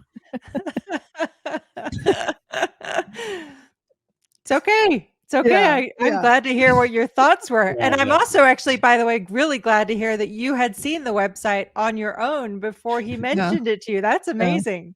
I don't remember how I found it, but I definitely remember seeing it. But then I was just like, no. And then I just want to see like who was on the board and stuff. I'm like, okay, yeah, I know Mike. I know who Mark is. Okay, I know almost all these people, but no. No, not gonna do it. And so what happened that you changed your mind? Well, my very good friend talked me into it, basically. Nice. And at first I was like, okay, why don't know? Actually, I think maybe you should ask them and don't say anything about me. I don't want them to know where I am or who I am or anything. Because I was kind of thinking, oh, they just try to get people out of Scientology, and I don't know. I didn't know what the plan was. So then he sent an email. Which sounded very suspicious at the time, and it went to Aaron, and Aaron is like, this sounds really fishy. So you're saying that your friend who's a SEORG member, who's out in an org, is talking to you and telling you all this stuff, but you're not a Scientologist, you've never been in Scientology, you don't have anything to do with Scientology, and she's telling all this. Yeah, really? It sounded very fishy. Yep. So then finally he convinced me to send an email. So I sent like a 2-sentence email. Nobody answered me because I'm sure it was like, okay, they probably think this is bogus. So then I sent a more complete email, and I got an answer. And then I was like, okay, I want to talk to Mark Headley. So then I was given Mark's number, and I started texting Mark. This is the best. I started texting him. I'm debating pulling up the conversation. No, don't. It's okay. No, just because you have it. You should put it in a document and send it to me, because I don't have it anymore. I had to delete everything.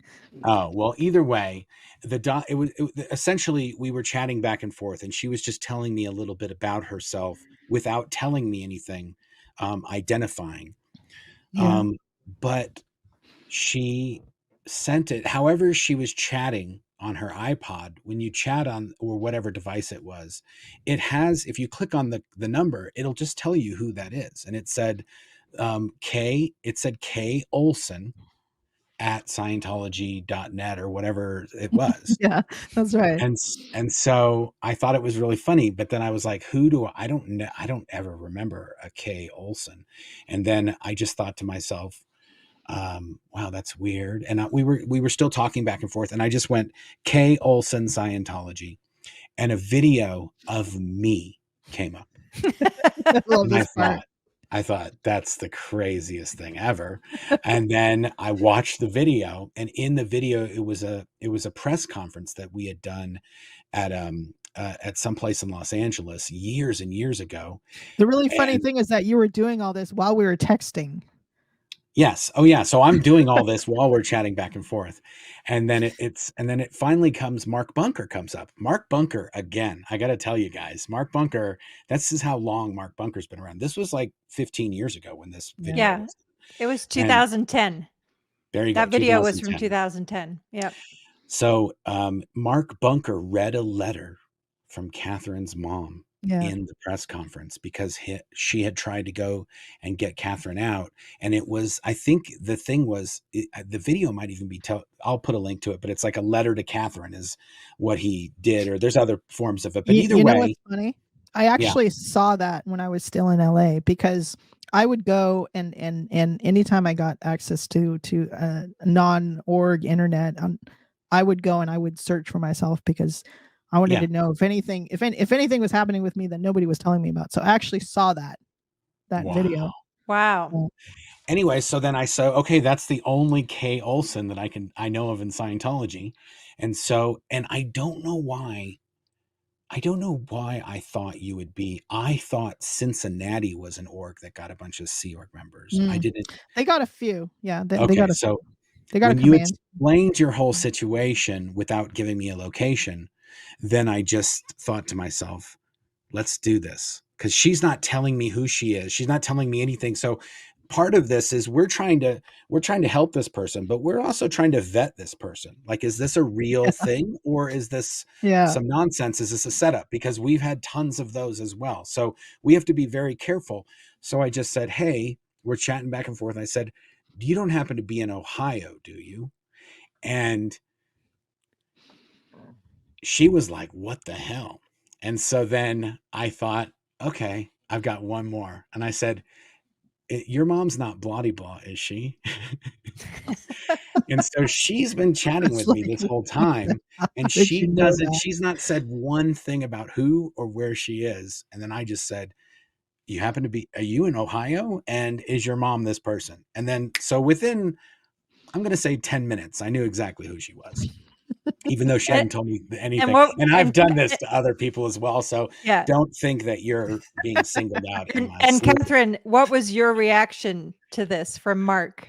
I was freaked out. I was like, how does he know this? I'm like, okay, this is weird. How does it, okay, this is really weird, because I was already like all scared about talking to you guys. And I was just, but then right after that, we just started chatting. I was like, you want to get on the phone, or what's up with this? Like, I think after that we got on the phone. At that point, I was just like, because that's usually that's funny, because that's one of those days that I walked from down High Street all the way to the university, because I talked to you once I got to the university. Yeah. And then you told me the whole thing. But it was so funny because you were like being very cagey and very careful and everything. And then as soon as I knew who you were like, I was like, you can call me if you want. This is, we can, let's just talk. Let's just have a conversation. And so then how long was it? I mean, I want to say we talked a lot back and forth, and there was a whole bunch of back and forth, and then we got Claire involved. Yeah, we did. So what happened was, that was on Sunday. Yeah, that was on Sunday, because then I had some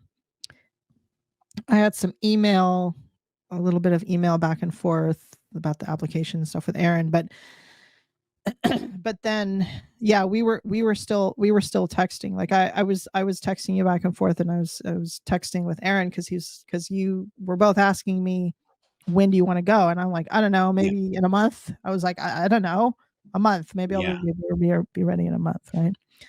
But then part of it was you were telling, when you told me like whatever you need, if you need a phone, we can get you a phone. If you need a plane ticket, we can get you a plane ticket. If you need to be picked up, you can be picked up. I'm like, okay, so this is totally, I can decide how this is going to go. Okay, that makes me feel a little bit better. It's not like, oh, so what we're going to do is we're going to come and pick you up, and you're going to go here, and then you're going to go there. And then this is what's going to, I didn't want that. I was like, ugh. But there was none of that. It was like, what do you need type thing. So I was like, okay, this is cool. So then I didn't know where I wanted to go. I didn't know what I wanted to do.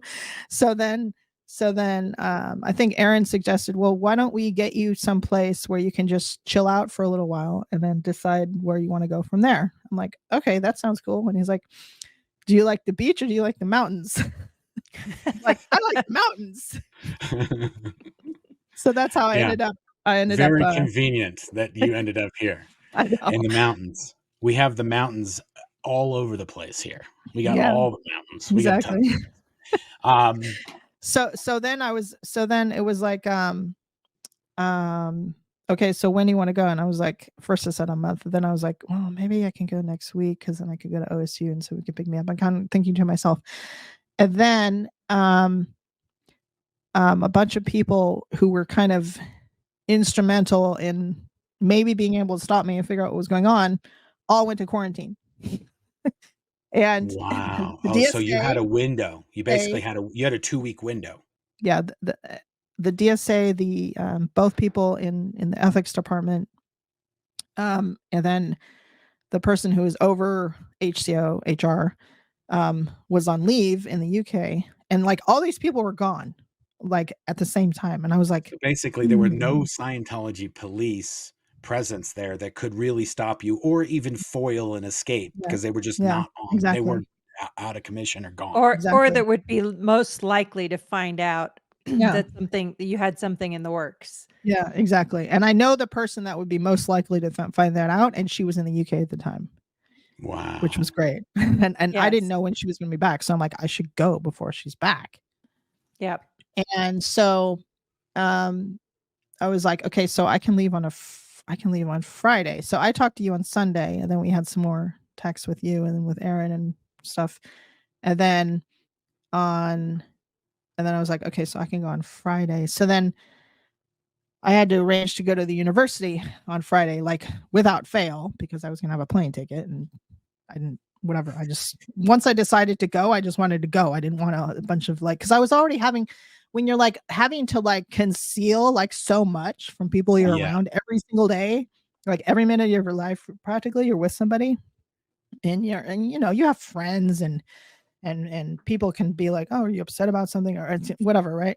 Yep. So having to and that's the other reason we were worried when you said a month, because we know once someone's speaking with us and we're basically trying to help them, that is gonna, in Scientology, they teach you're indoctrinated to believe that there's tells. If you're hiding a secret, then you have tells, and because you think that, you will have those tells, and then somebody will say, hey, what's going on? So you're going to be caught if you do something bad. It's a kind of crazy brainwashing thing that happens. Yeah, and the funny thing is that during this whole time, I was getting particular auditing in Scientology on overs and withholds. So that's another thing. If you're going in session and you're doing things that Scientology considers nonsense, before every session, they ask you if there's any of that going on. Yeah. And in order to continue the session, you have to tell them what's going on. Otherwise, they will spend the entire, if you're going to be there for 2 hours, they'll spend the entire 2 hours interrogating you about what you're up to. And then you get like kind of red flagged, like this person's up to nonsense. So and you know how I got around it in my own mind? I was like, this is not an overt. I'm actually doing something that I want to do that's going to be beneficial to me and my dynamics. Which is completely true, by the way. Yeah, exactly. This is not an overt. And I was fine. I was like, my auditing was going fine. I went in, right before. Oh, that was the other thing that was going on, is that because I was getting a student auditing. And so the supervisor went to quarantine during that week. He went to quarantine. So I'm like, oh, man, this is so perfect. It was like, a sign. I'm not going to go in session for at least a week. Like, it's going to be even easier. Like, I need to do it now.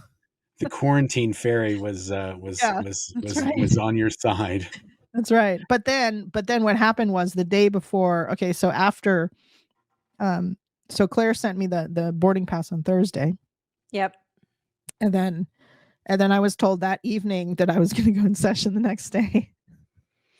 Oh, so my gosh, we got to do this. I was like, oh no. So then what am I going to do? Okay, I'll just tell them I'm not sessionable, right? And I ended up like being awake until like 4 a.m. anyway, so I was very validly not sessionable. I didn't get enough sleep to go in session. To be clear, if you are supposed to get a counseling session or an interrogation in Scientology, they want you to be well fed and well rested, because the interrogation is not very effective if you're tired or hungry. So to be clear, we got you a boarding pass. A volunteer in the area. So I want to say her name was Ashley. We won't say her last name, but she was a volunteer for the foundation who signed up on the aftermathfoundation.org website and said, if anybody needs a ride to the airport, I'm the one to do it. And so when we went into our database, we went Ohio, and it was like, Ashley airport ride. It was like, we're good to go. That's what we need. So we got a volunteer to agree to pick you up. So I went in. So I went into the org the next day, and I was like, I'm sorry, I'm not sessionable. I couldn't sleep last night for a while, and it almost turned into like sort of like an ethics thing, like, why are you sessionable? Blah, blah, blah. But then I smoothed it over and got out of it, and whatever. I got out of it, and I was like, okay, I'm gonna go to OSU now. Can you give me a ride to my senior? Right? She's like, yeah, okay, I'll go drop you off. So then she drops me off. And as soon as I get there, your boss is the one who dropped you off to blow. Dropped me off. That was the last time I saw her. Yeah. That's awesome. I felt really bad about her. Actually, I know she got in so much trouble, and she's actually my favorite boss I've ever had in the Sea Org. She was a really cool chick. Anyway, so hopefully she watches this, and we'll get it. We'll get her. I know, right? We can get her out too. That would be perfect. Yeah, I wish. She's I really wish she would. She's very cool. Anyway, so then she dropped me off and I immediately went in just a random building because it's so easy just to disappear on that campus. You can go into any building and you can just walk around and no one's going to find you. Like no one's going to find you if you want to be found on that campus. So I went in a building. I'd activated the SIM card on my phone because I had gotten my phone back by that time, but it wasn't activated. So I got the SIM card activated, and for whatever reason I couldn't use the phone, so I still had to use my iPod. So I just used the hotspot, whatever, use my iPod, and then I said where I was. And sorry, by the way, I just want to interject because you were dark for like 3 or 4 hours. Oh yeah. That morning. What happened was I got to the org and then I was on my iPod for a second in my office and the ED walked by and saw me and then I was like, oh shit, I shouldn't be on this. And I put it away. I took the SIM card out of my phone. I hid everything in different places. I'm just like, I cannot blow this. And I just I didn't talk to anybody the entire time I was in the org. I'm like, nope. Yeah. And meanwhile, we're sitting here in Colorado, knowing that you're arriving this day. And all of a sudden it hit me like, oh my gosh, if something happens and for any reason you don't make it, what on earth do we do? Like, who do we know in law enforcement that can help us? Like right now, today. Anyway, thank goodness we heard from you. Yeah, exactly. So then, so then I just gave the address where I was and she came and picked me up. Terrific lady, by the way. And she took me to the apartments. Do you want to show like where on the map where I went? Well, yeah. Oh yeah. Here, we got to put it up. Poof. There you go. So you went. So here, let's do. You were OSU. So from OSU. So you were over here in your flyer land where you normally go. So it was totally normal for you to go there. Yep. So it was a perfect cover. So then what time is it when Ashley picks you up? She picked me up at like, let's say like 12 or something. Okay. So it's lunchtime. It was like between 12 and 1. Okay. And then you go from there, you go over to the apartments. And then you go to get your stuff. Yeah. I go to finish packing. Oh, and by the way, I'd been packing a little bit every day because when I was out for the day, I had to come back to the apartment before I went to the org, so I would have a little bit of time. So I started packing. Nice. So you basically had go bags. You had some bags ready to go. A little bit, yeah. And then I ripped off a suitcase from my roommate, which I sent her money. I Zelled her money for afterwards. I was like, "Here's the money for your suitcase. I love you, bye." Okay, so you go to the apartment, you get your stuff, and then you go to the airport. Yeah, I go to my apartment. I pack my stuff. Ashley helps me load she comes and gets stuff as I'm packing it and puts it in the car. Wow. So I'm not putting stuff in the car, right? She's putting stuff in the car. So if somebody shows up, you've got somebody there with you. Like, oh, this is my aunt's Ashley, and she's just helping me. We're gonna go or whatever. Yeah, exactly. So I had to do was go from the apartment to the car with my purse, and that's all I had to do. And didn't you say you almost ran into some other Sea Org members? Yeah. So I got in the car, and we were pulling away as we're pulling away from the curb. There's 2 people coming down the sidewalk in front of us from the org, 2 Sea Org members that I knew because they were in quarantine. Yeah. And they're walking down the sidewalk, and I'm like, oh shit. But they didn't see me. It was just a random car. It's not like wow. Car so you just saw them walking, and you're like, "That's it." Yeah, that was the last time. And actually, one of them had been my auditor many, many, many times. Wow. So crazy. She missed it. Yeah. Okay, so then you went to the airport, and then how long were you at the airport? So then we went to the airport, and I was at the airport. I think the flight was at like 4 or something. Okay, so it was pretty quick. You weren't I was looking around the airport when you were in the terminal. Yeah, I was before I got through security. I was all freaked out and wondering if anyone's going to come. But at the same time, I wasn't, because the thing is the way I set it up is I was supposed to be at OSU for the entire day. Oh, so they wouldn't even have known you were gone until you were already on the flight. Already just swooped in. So first they would try to text me and be like, "Oh, hey, we need to pick you up for this or that." And then if they don't get an answer, try to call, keep trying to text.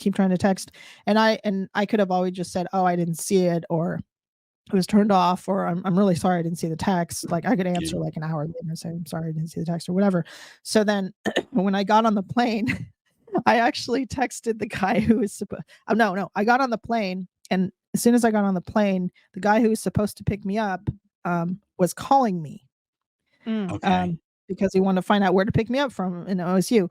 And I didn't answer him because I'm like, I'm not talking to anybody. Yeah. And I texted him and I said, because at the same time, okay, yeah, I'm leaving, I'm escaping, but at the same time, I had friends there, I had people who cared about me. Yeah, I'm just like, I don't want them to I'm get like worried. kidnapped and dead or something. You know what I mean? No. I don't need to do that to people. So I'm like, I need to tell somebody where I am. So I just told him, I'm leaving. This is my own decision. Please tell Angela, that was my senior, tell Angela I'm really sorry and she's been great and I love her and I'm sorry for everything. and that was it. Yeah. Wow. That's wild. And so then when you went, and then I guess the next place you went was here. Denver, Colorado. Okay, good. So then, yeah, that was wild. And then did I pick you up? Who picked you up? Did Claire pick you up? Claire that was me. Yep. Yeah. I was scoping out the tram exit to make sure there were no strange people and kind of like making sure. And then I remember you walked out and we were both kind of like, huh? And I'm like, here, come on, let's hug it out. Welcome to Colorado. and I think either when the plane landed or right before I took off, I texted you, Mark, and I said, okay, I'm coming. I hope you like me. And he answers me back and says, yeah, I hope you don't suck. Yes. Can always count on Mark for a good laugh. Okay. I would have sucked too. To be fair, we had talked a lot over the week up until then. So we were being very really friendly. I hope you don't suck. He was trying to lighten the mood. Yes.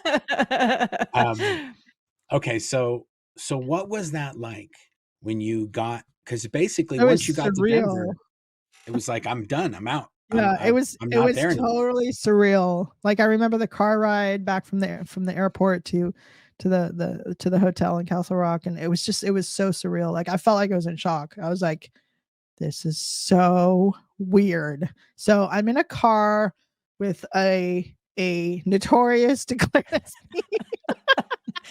me suppressive person, and she's really nice, and deep down I knew she'd probably be really nice, and I've seen her videos, so I feel like I kind of know her, and I just felt so weird. I mean, I still feel weird. I feel less weird now, but I felt really weird for a while. Like you can't. You're like an alien. Yeah. Well, you literally don't know the outside world, and all these people that you were told are horrible, evil people are the people that are helping you to not have to be at the crazy, evil place. So it's kind of like a weird. Exactly. It is a weird thing. And you don't know who you can trust because you've been told so many things over so many decades that you don't know what's reality and what's the truth. And you kind of have to find out and ask a bunch of dumb questions in order to find out what the score is. So plus you don't know if anyone's going to come after you and try to talk to you. And I'm like, I don't want to talk to anybody. And I know, and I know that they would know the exact person to send or to talk to me to be like, you need to come back. We'll sort everything out. We'll get you in a session, blah, blah. We'll give you a CSR factor. And like the case supervisor will tell you what's wrong with you and whatever. And so I'm like, I don't want to talk to anybody. And least of all, anyone I've been friends with. And I know they would know exactly who to send, so. Yep.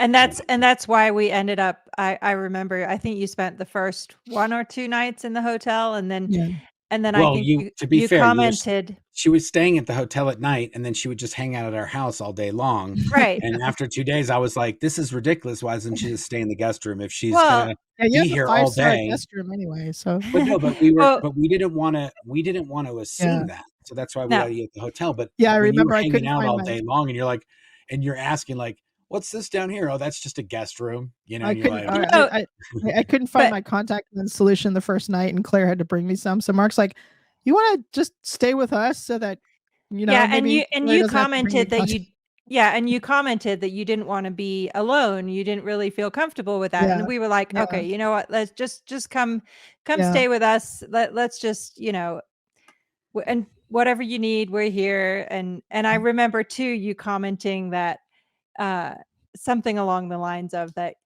you knew that we were big bad SPs, but you didn't buy into that. And you were like, and I'm like, oh, good. I mean, I hope I'm not coming off as a big bad yeah, SP right? because I don't think I am. What? Yeah, yeah. One thing, it's really funny. One thing I used to wonder about I'm like, okay, so there's people out there who are declared, and then they have kids. It's like, what do their kids think of them? Are their kids like traumatized because they're SPs? Or I used to kind of wonder about that. I was being like, oh, those poor kids, they must be, you know what I mean? And then you meet your 3 boys, and it's like they're like wonderful people, you know? It's just like, no, this is just another just more proof that it's just utter BS what Yep. they say about people. Yep. And Yeah, that's the best thing always is to live a happy, successful life outside of that. That's right. Yeah. That's right. And the other thing, the other reason I wanted, I don't know if I mentioned this. There's a few reasons I wanted to talk to Mark, because I saw a lot of videos that Mark did when he was talking about the in-base and all this stuff, right? And plus he was on the shoot crew, and I always wanted to go to the shoot crew. So I'm like, okay, that's cool. And then when I heard this story of like what he got in trouble for, and this whole finance irregularities and stuff, I was just like, okay, that's probably bullshit. That's probably utter bullshit. Okay, I Well, want to yeah, talk to this because guy. they tell all these stories on hate sites about us, Yeah, of all that's these right. things we've done and everything. Yeah. And so it's funny that you said that, because a lot of times that's how people know to talk to us, is because they go, I saw this thing that Scientology put out about you, and I want to ask you about it. And then you tell them, and they're like, yeah, that makes Backfires. sense. Yeah. Yeah, So it totally that's how the backfires. Truth Rundown thing that happened in Clearwater, and all these different articles that in Freedom Yeah. magazine that we were in, that they passed out to all of Clearwater and gave every single Sea Org member. Those Sea Org members were like, oh, I know, Mark. This is craziness. This is Yeah. the silliest thing I've ever heard. Yeah. So it's kind of funny how that backfires on them like that. Yeah. So I then, wanted to ask too, though. So now you're out, you're in Colorado. What were some of the things that were most helpful to you in reacclimating to the outside world and kind of settling? Explaining things like I'm like 15 years old. This is how you get a driver's license. This is okay. This is what we need to do next. This is what we do next. Okay, so we need to do this with your ID. And I think I got a passport at the time too. It says like okay, we need to do this next and this next. And when you find an apartment, or when you look for an apartment, do this, or let's check out these places. It's just like literally talking to someone like they're at the level they were when they joined, like Yeah. like a 15-year-old kid, 16-year-old kid, you know what I mean? Like, Yeah. because you've never done any of those things. So, and there's no yeah, kind of like, that's a good idea. We should make like a how to start your yeah, life after leaving the Sea yeah, Organization. because and then there's things that you don't even know that you don't know. You're like, oh, I didn't even know this thing existed. Or I can't think of an example right now, but there's still things like that where I'm like, oh, I didn't know that. And I didn't Yeah. even know that I didn't know to even ask the question. Well, Yeah. like even when you went to, we got, Claire helped you get a job, Yeah. and you have to fill out paperwork, and there was, you had to do things just to get for the application, just to be able to get Yeah. a job. And you didn't go, Or you like you didn't, get paid like every other week. And I'm like, why don't you get paid once a week? And this year you get an allowance once a week, yeah. your whole like $46. And I'm like, really? You get paid every other week? That's weird. No, that's the way it is. How to budget. How to budget. Time off work. When you want to take time off work, my first job was at UPS, and I would just tell the manager, I'm like, hey, I need to take these. I'm not going to be here on these days, and it's like he didn't need to know why I wasn't going to be there. It's like, oh, okay, cool, thanks for letting me know, type thing. And the same thing, I worked for Amazon for a little while, and I would try to like over explain things to the managers. It's like it's fine. I don't need to know. Just put in your request and it's fine. It's like nobody cares what you do with your time. In the C organization, if you want to do something besides work, you have to write a proposal like Ben-Hur the proposal. It has to be the most excruciating detailed justification on why you're not going to be working for 2 hours on Tuesday. Exactly. I will say one of my most memorable moments was teaching you to drive at the same time I was teaching my 16-year-old to drive. that was unique. You might as well just say you were teaching 2 16-year-olds to drive. No, I didn't say that. No, you were an excellent learner. Oh, good. But it was definitely unique. Yeah, I had to drive in a Colorado winter after that, so that was exciting. Yeah, that's right, because it was literally snowing and the roads were icy. Actually, and the first time I drove to work was the first snow in Colorado for the year. I had to drive. I couldn't ride my bike that day. I was forced to drive. Yep, I remember. Yep. Oh my gosh! Well, and amazing. So you got it. So you ended up getting a job. You ended up getting a car, and you ended up getting your driver's license, a passport, an apartment. Oh, that apartment was awesome. All to myself, and it was in such a great location. It was the best place I've ever lived, literally. Wow. And nice. and the kind of wild thing was that the couple that owned that, we had known for many, many years, and they also ran a nonprofit that we participated in fundraisers and stuff with them. And so I think I don't remember where it was or how we came across them, but then when we asked, they through the connections we had, they said, oh, they have this apartment available. And so it was like, oh, they could say, and then they didn't really understand the whole, the broader picture of this thing. It was just somebody that we needed to get an apartment for. And so then when we explained to them the whole thing, they were like, oh my gosh, that's so amazing. They were like even more willing to do anything and everything they could so that you would be in a safe space, and you had kind of like a base of operations, and you just had a place where you could be, where you didn't have to worry about anything. So, and it was right on the other side of the hill from you guys. So yes. Yeah, and so it all kind of comfortable. Yeah, before you were comfortable driving, we got you that electric bike, and you could just zip through, and we'd take you to work or whatever. That's a place to go to work. Oh my God, it was so nice. Yeah, such a great route. I loved it. Could you ever imagine? So now let's fast forward. So is there anything else that we didn't talk about, or anything else that you did, or so I want to say, for somebody that is thinking of leaving the Sea Org, what would you tell them? Like, why did you end up helping? How did the Aftermath end up helping you, and how did it work out for you? Well, the Aftermath helped me with everything. I mean, helped me actually leave, like physically leave, because, and I've told this to people now that I talk to help with these sort of things, or people that have family who they're trying to get out or whatever. Excuse me. So if you can say, like, I'll be on blah blah street corner at 4 p.m. and I need someone to pick me up, and they have to pick me up at 4 p.m. You can totally make that happen. You can walk out and be picked up, for example, or you can get a plane ticket or a bus ticket or phone card, whatever, a SIM card, a phone, whatever you need to be able to get out is what the Aftermath Foundation can help with. And if you need, I don't know, a family member to come pick you up, and they can't afford to fly over there, you can like fly them over there and pick them up or whatever. It's like whatever you need, the Aftermath can do, basically. And then because, like, I was in a unique situation because I came straight to you guys, and not everybody does that. So if someone goes to like some other place, and they don't have any connections, it's like there's volunteers all over the place. They'll be like, oh yeah, I want to help, and someone can help you learn how to drive or get an apartment, or maybe you need someplace to stay for a little while. It's like people volunteer and say, I have this space, or I have this Airbnb that I can donate for a couple days or something. Like it's like practically anything can be done. It's just amazing. Yeah. Really It is amazing. it is amazing. It's absolutely, and it's all over the world too. Yeah, and I want to say we've done this for people in many different countries.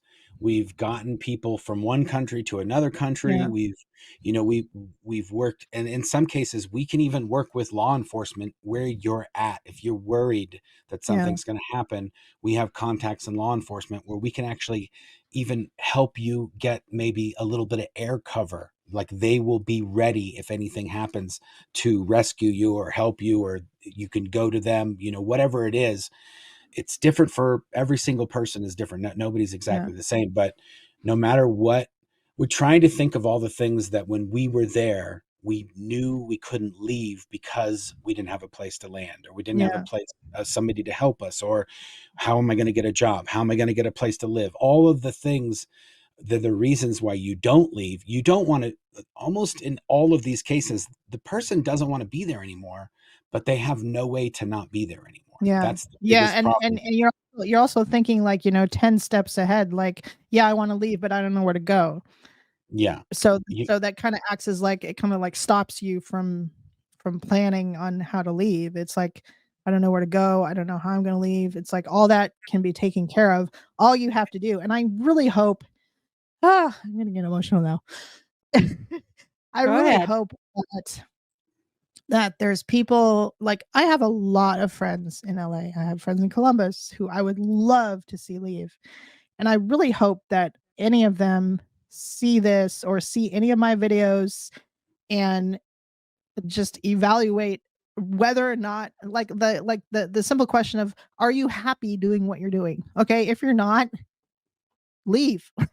Go do something that you love doing. Like I'm in a, like I'm back in Oregon, which is where I started. I like went full circle, and it's kind of a longer story, but I'm back where, I'm near family. I have pets. I'm with a wonderful person. I'm going to start my own photography business. I'm like, I'm like, everything I'm doing, I love doing, and I'm like just dreamed of being able to do. And I was just like stuck for so many years. And I know that there's people like that. And I have friends that probably feel the same way.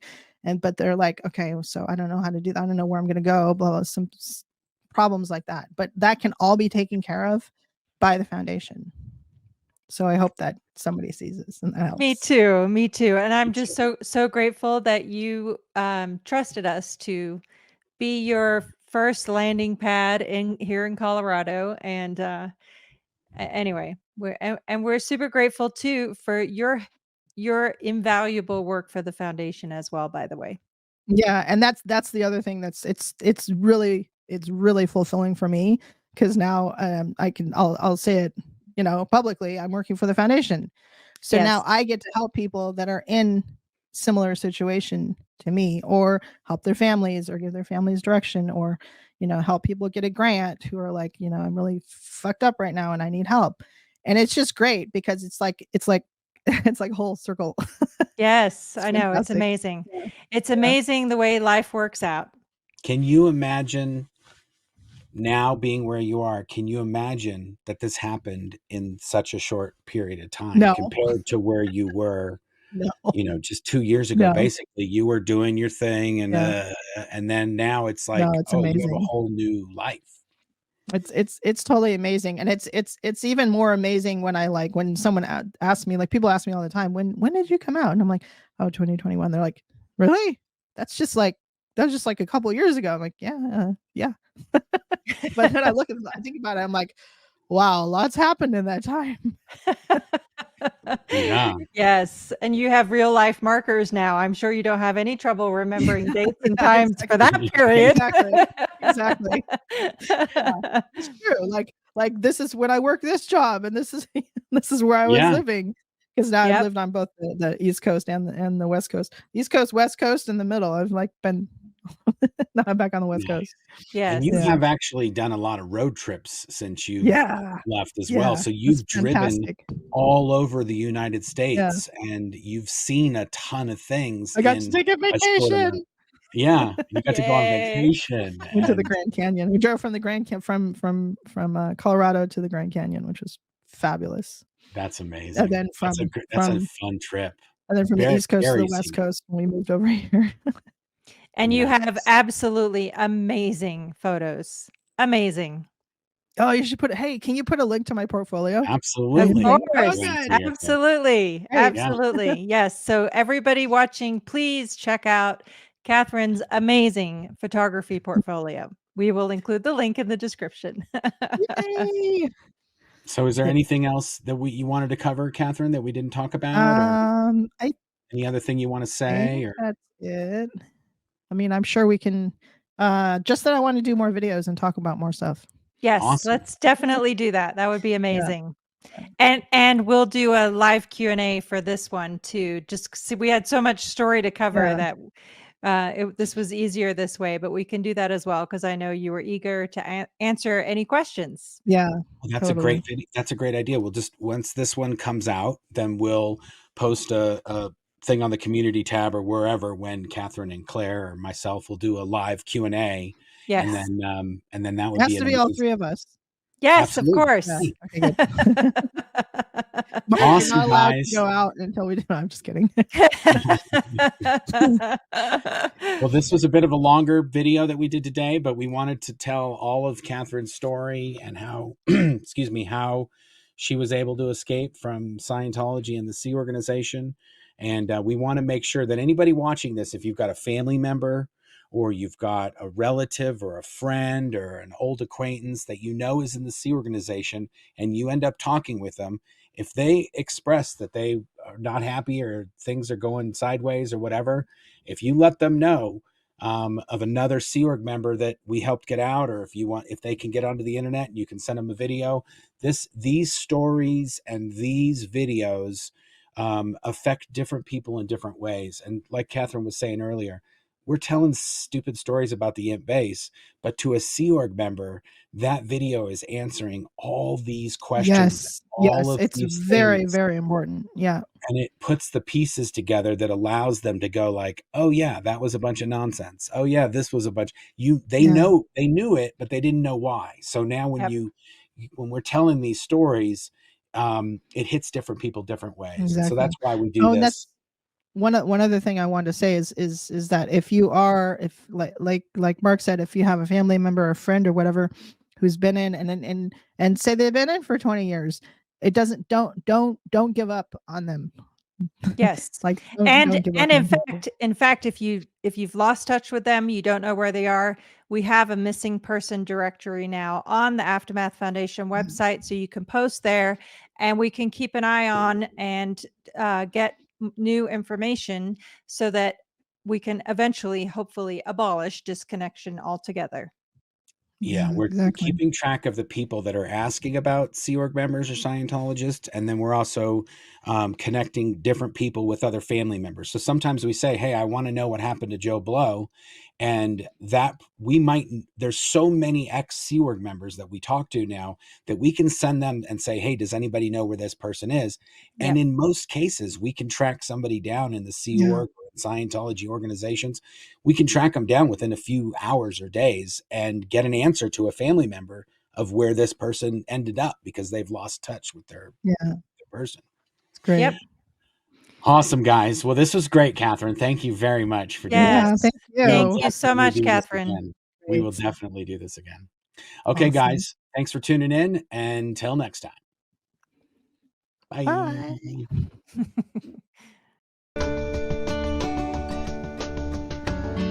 Please help us to get to 10,000 subscribers. And don't forget to push the notification bell to be alerted when new content is available. For more information about how you can apply for help or to become a volunteer, visit us at theaftermathfoundation.org. Thank you for watching.